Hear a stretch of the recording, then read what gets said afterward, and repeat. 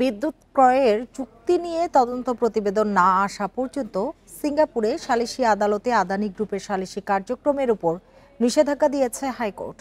এক আবেদনের শুনানি শেষে বুধবার এ আদেশ দেন বিচারপতি মোহাম্মদ বজলুর রহমান ও বিচারপতি উর্মি রহমানের হাইকোর্ট বেঞ্চ।